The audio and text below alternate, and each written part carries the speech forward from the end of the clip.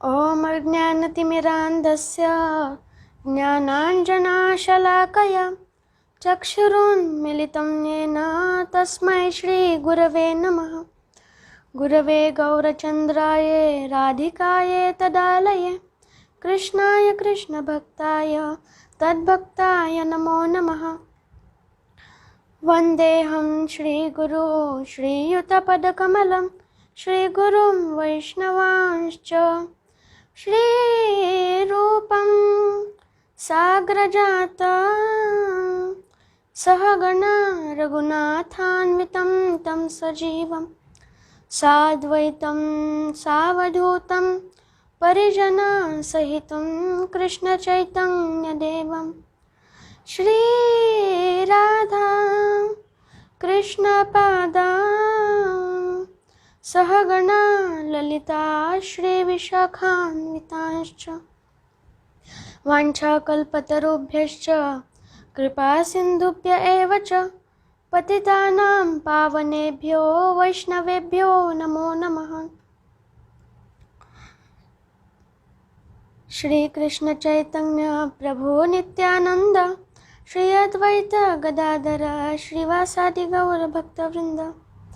हरे कृष्णा कृष्णा कृष्णा हरे हरे, हरे राम राम राम हरे हरे। सर्वप्रथम मैं मेरे गुरुदेव ओम विष्णुपाद अष्टोत्तर शत श्री श्रीमद् भक्ति विभूत बुधायन गोस्वामी महाराज के चरणों में वंदन करता हूँ।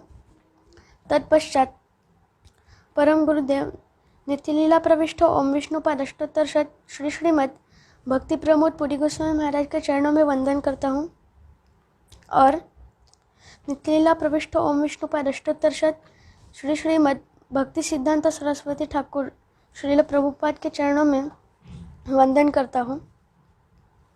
हरे कृष्णा, दंडवत प्रणाम। आज हम भगवद गीता के परिचय के बारे में पढ़ेंगे। तो यहाँ पे गुरुदेव बता रहे हैं कि मेरे आध्यात्मिक गुरु वैष्णव और इस कपट के कलयुग में भगवान के औदार्य स्वरूप श्री चैतन्य महाप्रभु के कृपा से यह भगवद गीता प्रकाशित हुई।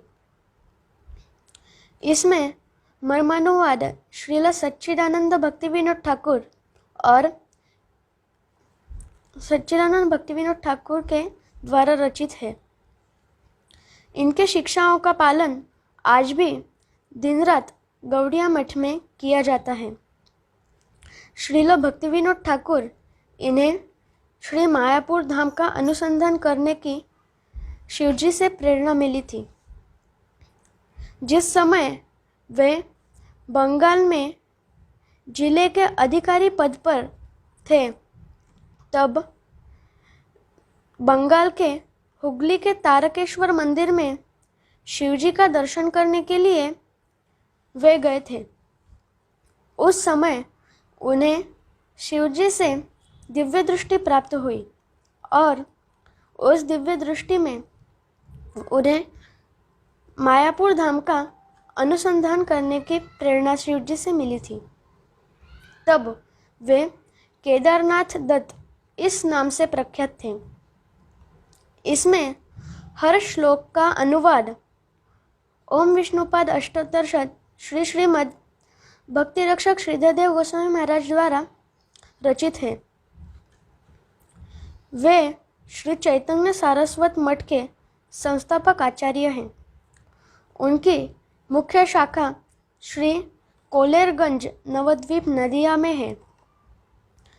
गुरुदेव यहाँ पर कह रहे हैं कि मेरे आध्यात्मिक गुरु ओम विष्णुपाद अष्टोत्तर शत श्री श्रीमद् भक्ति प्रमोद पुरी गोस्वामी ठाकुर श्री गोपीनाथ गौड़िया मठ के संस्थापक आचार्य हैं।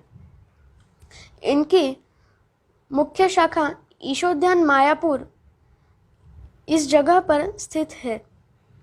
वे चैतन्य महाप्रभु द्वारा लिखित शिक्षाष्टकम स्तोत्र के तीसरे श्लोक के जीवित उदाहरण थे।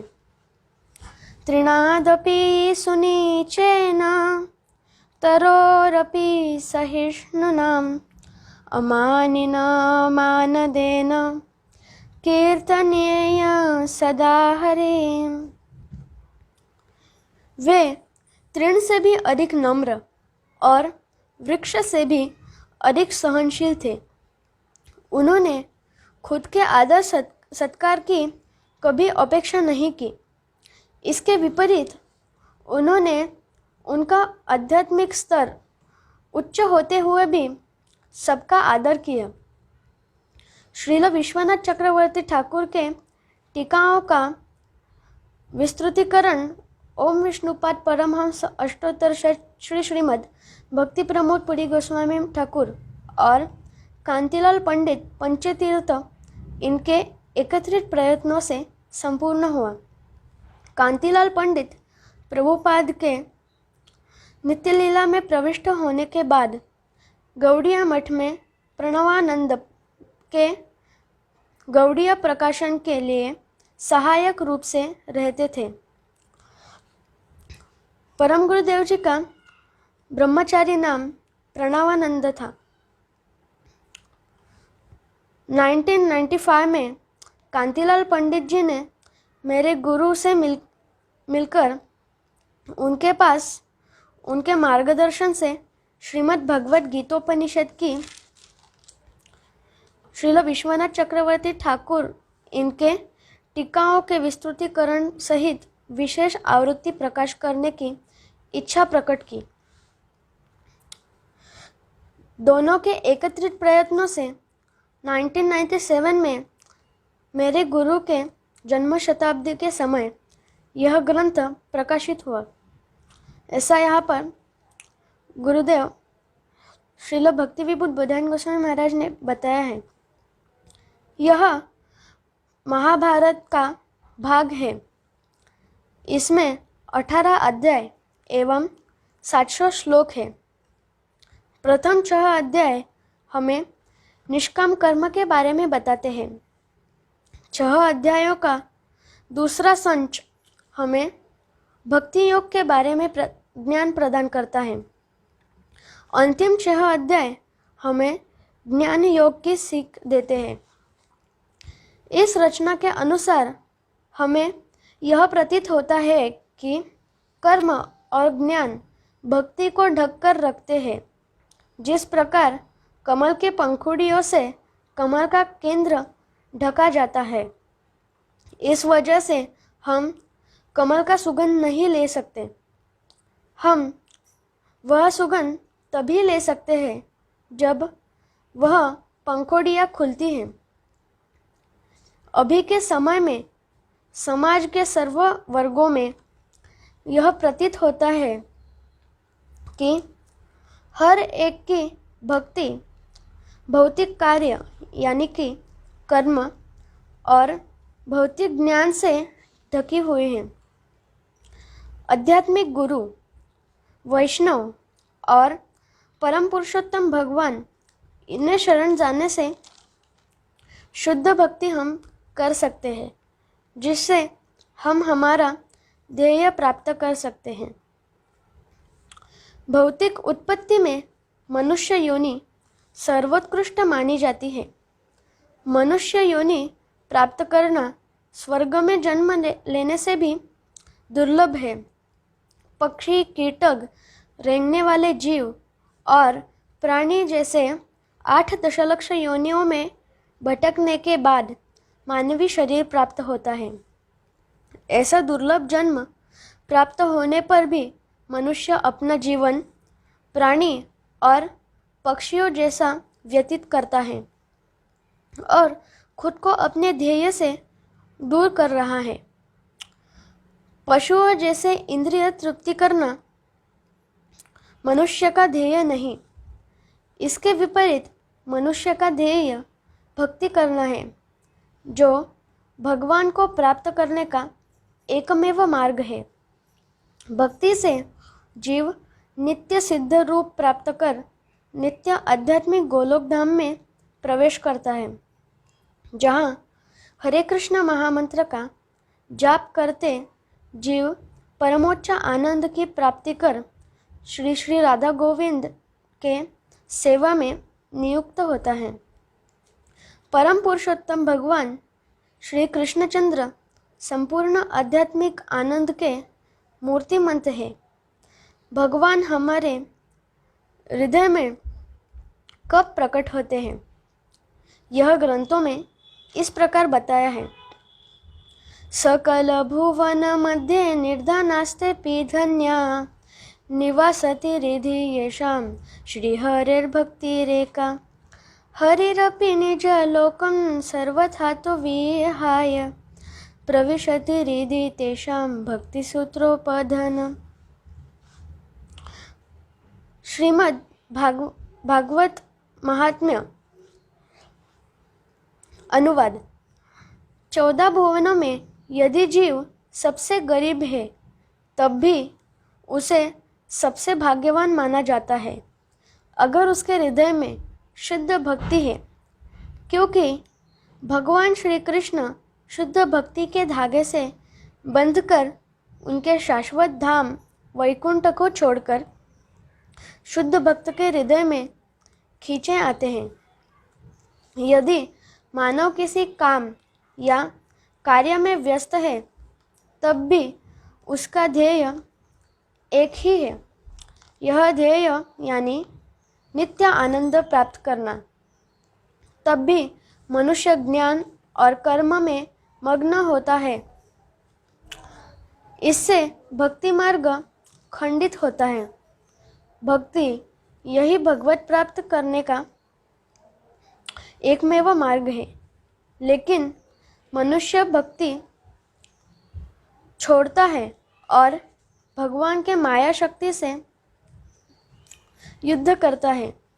धीरे धीरे 4 लाख मनुष्य योनि हमारे जीवन बर्बाद करते हैं। वे अपने आप को भौतिक जन्म मृत्यु के चक्र में खींचते हैं। भगवान खुद करुणा से पराजित होकर इस दुख को कम करने के लिए भौतिक जगत में प्रकट होते हैं। भगवान का भौतिक जग में अस्तित्व होकर भी जीव सबसे दुर्दैवी है, क्योंकि वह भौतिक कर्म और ज्ञान में भ्रमित होता है। इस वजह से वो भगवान की कृपा के लिए असमर्थ है। श्रीमद् भगवद गीतोपनिषद यह परम पुरुषोत्तम भगवान का ग्रंथ स्वरूप है। जन्म मृत्यु के व्याधि पर यह उपाय है। महाभारत में 2 भाई हैं, पांडु और धृतराष्ट्र। पांडु के पुत्र पांडव और धृतराष्ट्र के पुत्र कौरव। धृतराष्ट्र उन दोनों में बड़ा था, लेकिन वह अंध था। इस वजह से पांडु राज्य कर रहा था। वह पांडव उत्तराधिकारी थे। एक ऋषि द्वारा शापित होने के कारण पांडु का मृत्यु हुआ और पांडव भगवान श्री कृष्ण को शरणागत हुए। परंतु धृतराष्ट्र अपने पुत्रों के भौतिक आसक्ति से अंध हुए थे। वे हमेशा अपने पुत्रों को उत्तराधिकारी बनाने के हमेशा प्रयास करते थे। इसीलिए वे हमेशा षड्यंत्र करते थे। इस भगवद गीता इस ग्रंथ में कुरुक्षेत्र के युद्ध भूमि पे पांडव और कौरव युद्ध कर रहे हैं। भगवान श्री कृष्ण पांडवों का पक्ष लेकर अर्जुन के सारथी बनते हैं। इससे भगवान हमें यह सिखा रहे हैं कि यह भौतिक जग रणांगण है। यहाँ विजय कौन प्राप्त करता है? जिस पर भगवान प्रसन्न होते हैं, वह विजयी होगा। उन्हें पूर्ण आनंद की प्राप्ति होती है।